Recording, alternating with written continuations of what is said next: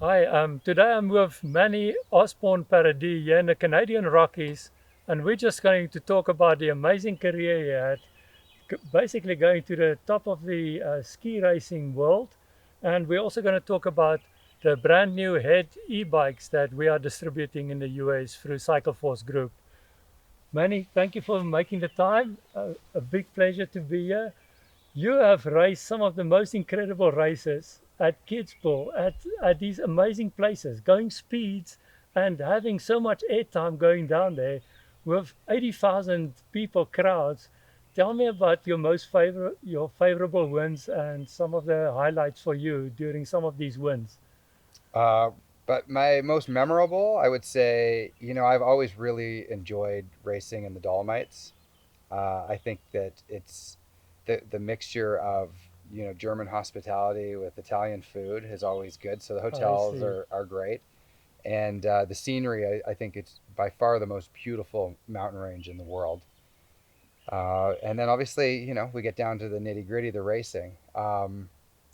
The Val Gardena is it's it's got a lot of jumps, and I'm not the fondest of jumps. I've always been quite scared of the big jumps, and there's quite a few big jumps on the race course. But I am good at jumping, and in hindsight, once you're at the bottom and you're safe, jumps are actually quite fun, right? It's only at the Yeah. top of the race course the jumps aren't that much fun, right? So it's uh, it's a lot of fun. It's like one of the only race courses that no matter what the result, uh, all the racers at the bottom of the mountain are super excited to be at the bottom, but also that they always had fun. Yeah, And yeah. I like that part about Val Gardena. And I also had a win there and a couple podiums and such. So, fond memories of that place.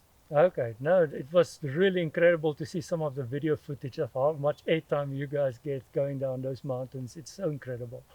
Yeah. Yeah. The good news is you're not normally, I mean, you can judge how far you're going to go. The coaches radio up to you and whatnot. But there is this one jump called the camel bumps. And one year the speeds just picked up because of the conditions and whatnot. And I was one of the earlier racers.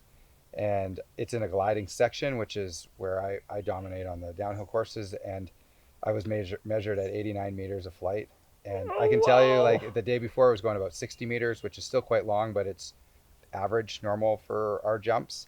And that was like such a huge flight. And I remember being like, wow. That's a you flight know, indeed. Yeah. 12, 15 meters above the ground where I was landing, supposed to be landing, and you're still going, because you're going 120, 125 kilometers an hour. And yeah, those are the things that you worry about when you're jumping. But I mean, I landed it. It's a good landing, so you just hang out up there a little longer. So exciting. You have had a long relationship with the head brand.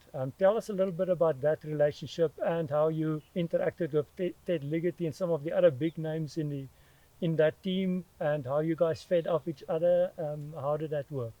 Yeah, lots of great relationships within head. I mean, as you talked about, Ted Ligety, Bodie Miller, Axel Svindel, and Matthias Meyer, who's in the last Olympic reigning champion. And the head community in Europe is small and tight knit, and we really work well together.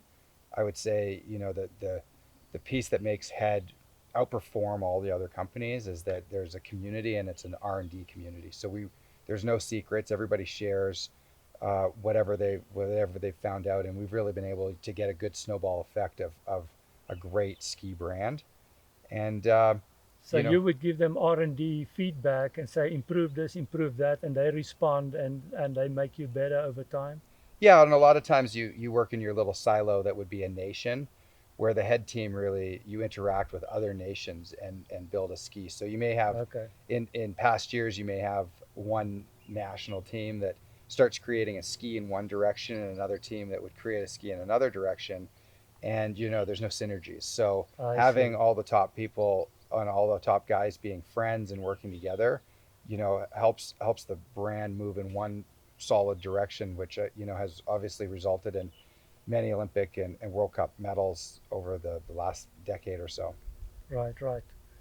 You've really gone to the top of the ski racing world, 4 Olympian appearances, three-time world champion.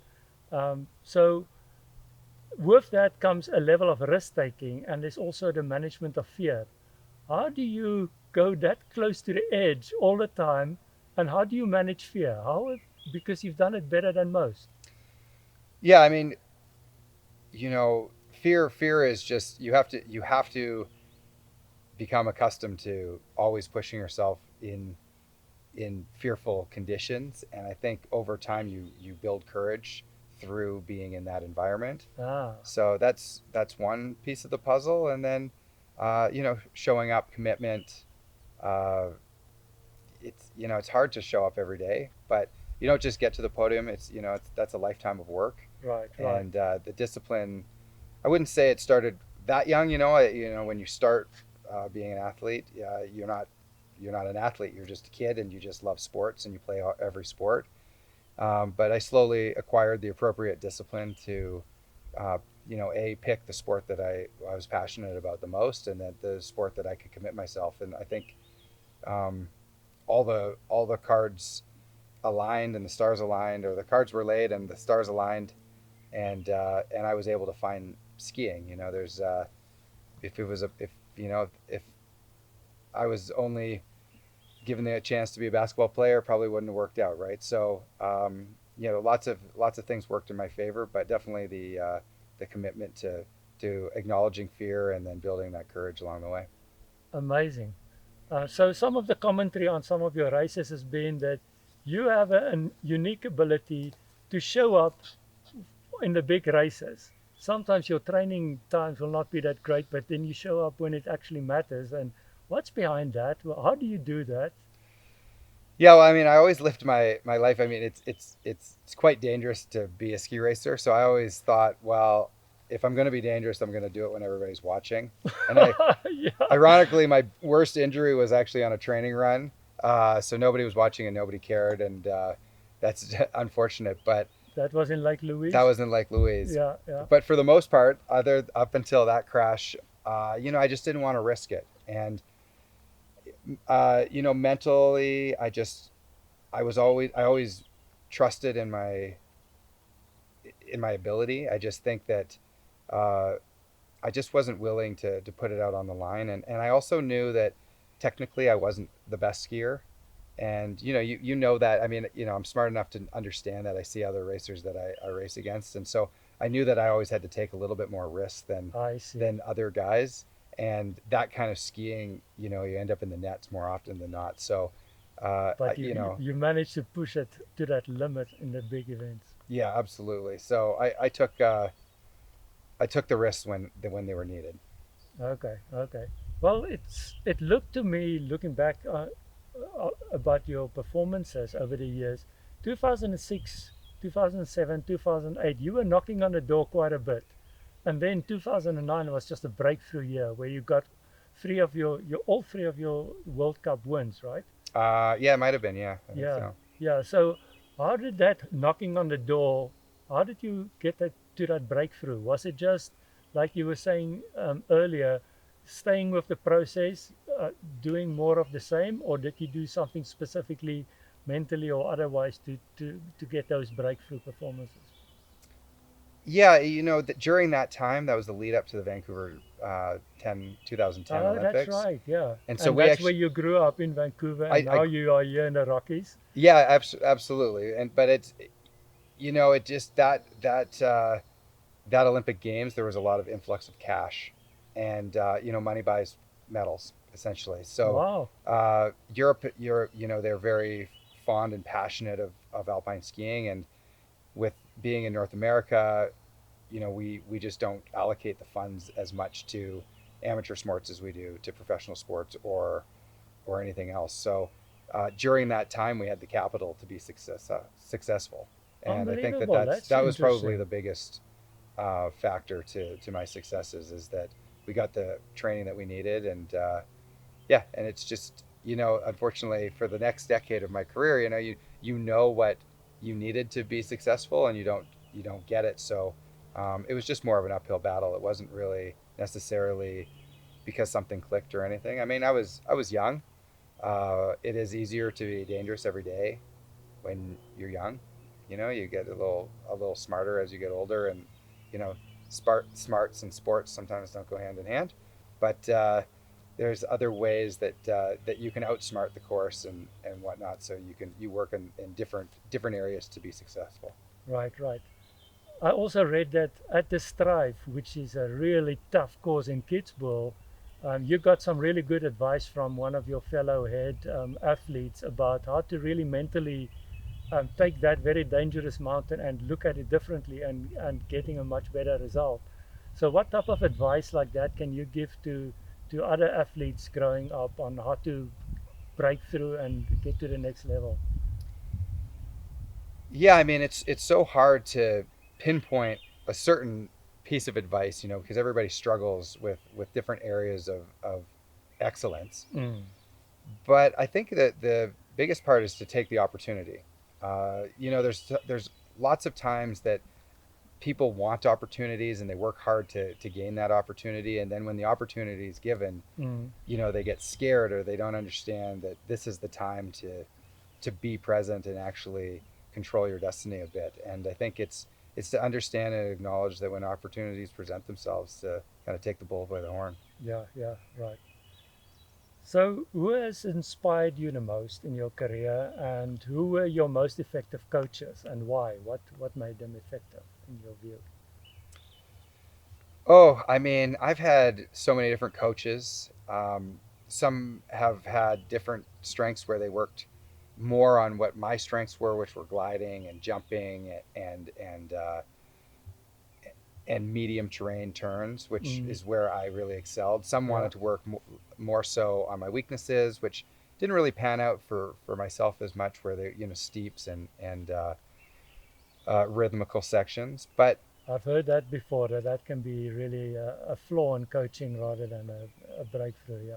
yeah, and I mean, maybe that's just part of the learning process through my whole career, is that I did work on certain elements of my skiing that needed some attention, and once I started focusing back on my strengths, I had, you know, a couple more tools in my toolbox. You know, hindsight plays wicked games on you in sport. You know that you're always trying to do your best, and every day you can only do the most that you can do in 24 hours, and then you got to eat and sleep and recover and everything. So you're always trying to figure out different ways to excel and be the best. And there's the way somebody else becomes the best is not the way you're going to become the best. So you really have to create your own roadmap. Yeah, yeah. And I think part two of the question, I think, you know, the person I looked up to the most actually was one of the racers that I raced with all the time, Axel and Svindle. Him and I are Okay. great friends.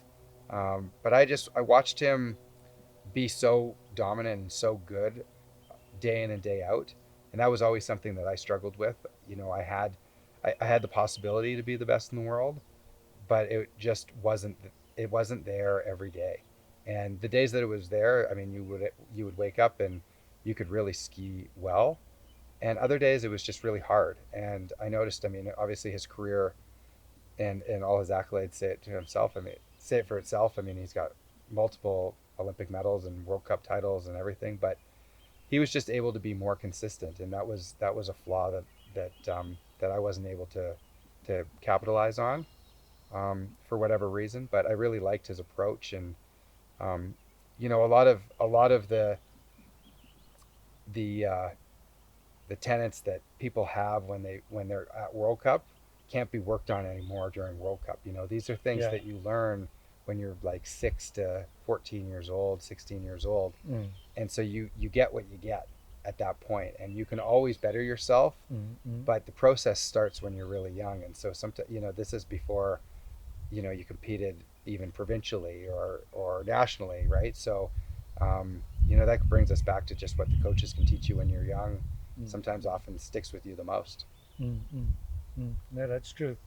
Um, I see that you're in the skiing game, but when the seasons change, the ski slopes around the world become bike parks, and there's a natural link between skiing and biking. And you're a pretty good biker over the years.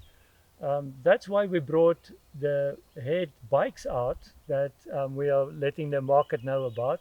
and we want to see what's your relationship with biking and how did you use that over the years in training and going forward now as you as a person goes into the new season of your life. You're going from a racer into a season where you're a dad and more of an entrepreneur and a businessman. So talk a bit about that. Yeah, I mean, my relationship with biking has always been hand in hand with skiing. I mean, clearly, the snow melts and, voila, there's trails There's the underneath bike there, park, right? yeah. There's the bike trails. So I've been a mountain biker forever. I grew up on the North Shore in North Vancouver. So, one Beautiful. of the meccas of downhill biking. Absolutely. And I used it a lot for cross training. I think especially when I was younger and I was still racing in mountain bike downhill championships and stuff like that. The crossover to skiing really helped me start picking the line and see things that other skiers hadn't. There was lots of crossovers into the sport. And then as I progressed through my racing career, I started road biking quite a bit.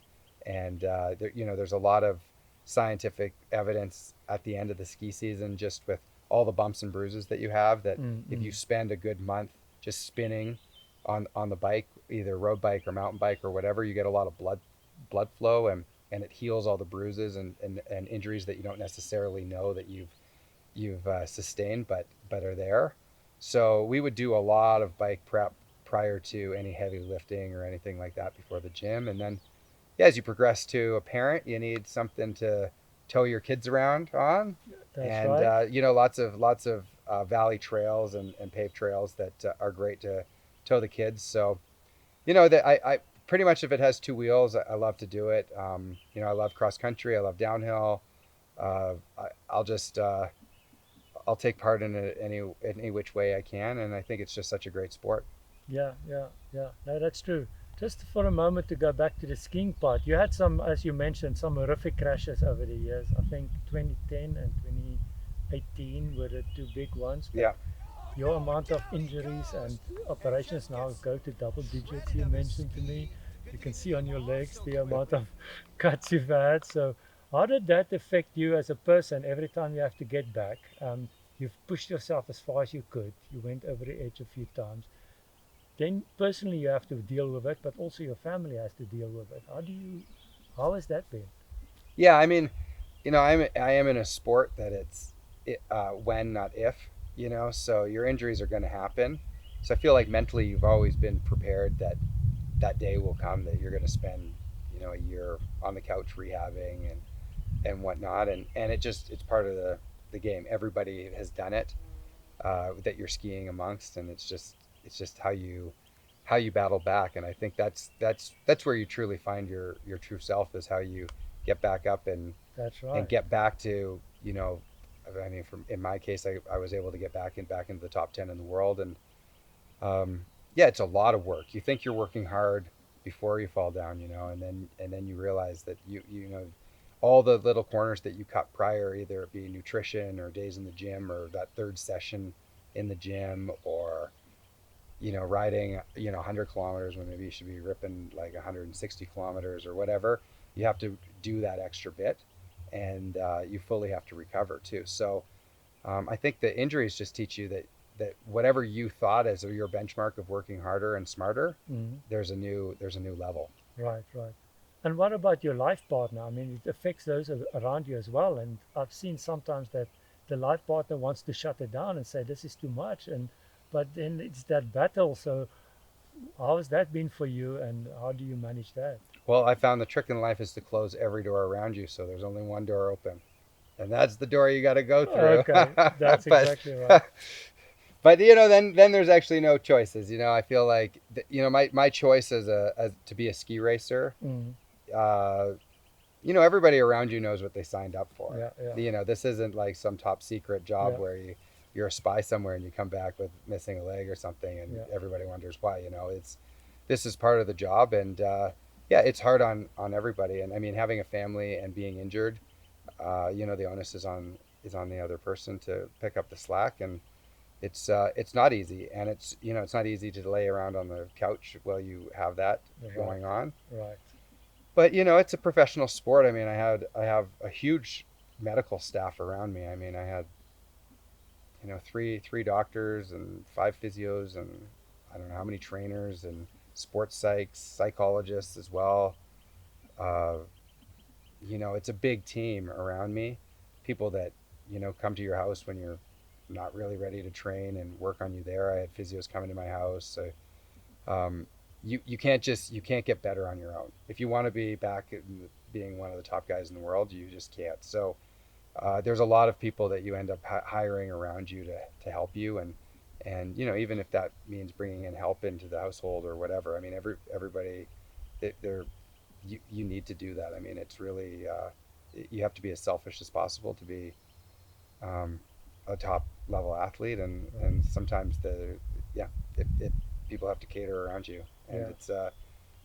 it's not the sad truth, but it is the truth. And when you're injured, that's the toughest. I mean, you build a deeper bond in a relationship, and you Yeah. build a deeper bond within your partners that are your sponsors Yeah. and your coaching Yeah. staff and everybody around you, because Yeah. everybody's picking up the slack that you need to be successful. Right. No, it looks to me that you've been really blessed by having good family around you and good partners, because they've seen you through, and that's good to see. So as we talk about the seasons going into this next season of your career, you've now studied entrepreneurship, and you are getting into e-commerce with Head Racing Canada and MannySki.com. So talk about your next season of your career, and what will it take to win that season, you know?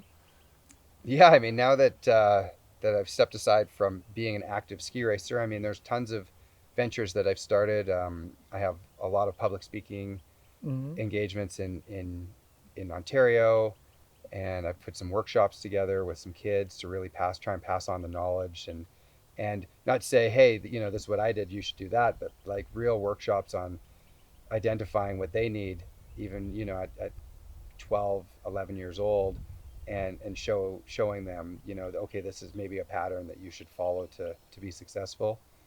I run some ski camps at Panorama in my hometown, and yeah, I'm running the e-commerce site for Head Racing Canada with all the racing stuff, and which Right. I it's really been great to distribute the best ski brand across Canada, and soon to be distributing Head bikes as well, which Yeah. will be really great to be able to distribute Head bikes across the nation, and just be able to supply people with high quality products that they wouldn't be otherwise able to get. Yeah, and it's really become a all-season brand, because it's not just a winter ski brand now with the bikes. The tennis has always been there, but with the bikes now, it makes it a much more brand that you can enjoy all season long. And these are the E-UP2 mid-motor bikes that you and your wife will be riding around in these mountains. Yeah. Tell me a little bit how your injury worked, the last injury you had. You just took a brace off less than Last a week, week yeah. ago. Now I'm Yeah. bending my leg. It feels good to do Yeah. that. Yeah. So how can a bike like this help you in your rehab, and how will you be using it? What type of rehab do they prescribe? Well, 100% as soon as you're off crutches. I mean, if we live in a mountainous area, so jumping on a bike is generally not possible because you can't dictate what wattage you're going to be pushing. Yeah, yeah. So, the amount of months that I have been on a stationary bike, I don't even want to start counting how many months. Too many months. Where you get onto an e-bike, and if you run into a hill or something that you're not able to push up, you know, you It can just assist takes you. yourself. That's So it. I think that part is huge. Mm. And then just being able to also spend quality time with your kids, especially when you're on the couch, Mm. you Mm. don't get that quality time. And again, I can put the Burley or a Chariot on the back of this bike and be able to tow them around different trails and whatnot, and actually get out and enjoy some biking. Otherwise, I'd be really stuck to my neighborhood for quite a while until things are working better, and I'm just feeling a little bit more fit. So that's one of the main benefits, especially on the e-bike side. Mm. Mm. And secondly, I mean, biking, it's a cross training sport. I mean, every ski racer mountain bikes. It's like just Yeah, yeah. what they do. So That's right. injured or not, it's a huge crossover sport, and it's what people do in the mountains. So it complements it really well.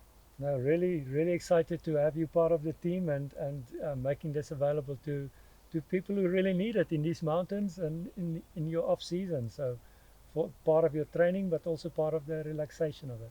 Well, yes, and I know a lot of moms and dads out there that need a crossover bike, you know, that's burly enough that they can take on trails and everything, but also will get them around town with their kids. And That's to right. have a one bike for everything is you know is it's good for the bank account for mom and dad. You know, that's Yeah. a big compliment. Now I've seen how you tow your kids behind it in a little van, so that's great. Yeah. So you've done some interesting things, giving back. I mean, with your mom, you recently did some heli skiing. That was quite interesting. How did that happen? Yeah, giving back to my mom, you know, she it was her 65th birthday. She hadn't gone heli skiing. She, you know, it was just my mom and I growing up. So she put all of her funds into my ski career when I was growing up, and I thought, well, you know, 65, let's, you know, I'm home now. We can finally ski. I was healthy enough to ski, and I thought we should go up and do something that she's never done before. You know, she skied That's so so many exciting. places, and Yeah, yeah. it was exciting for her. You know, she was really nervous and she didn't ski her best, so we'll probably have to go again this year. Nice. We But want to maybe see we'll that just make it video. annual. And you know, she's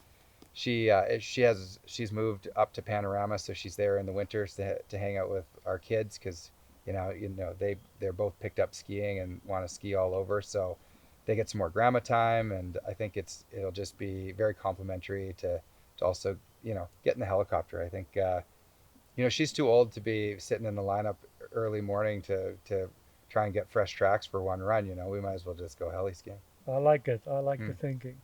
And you've also done interesting thing with a partner where you did Manny Camp. Talk about that.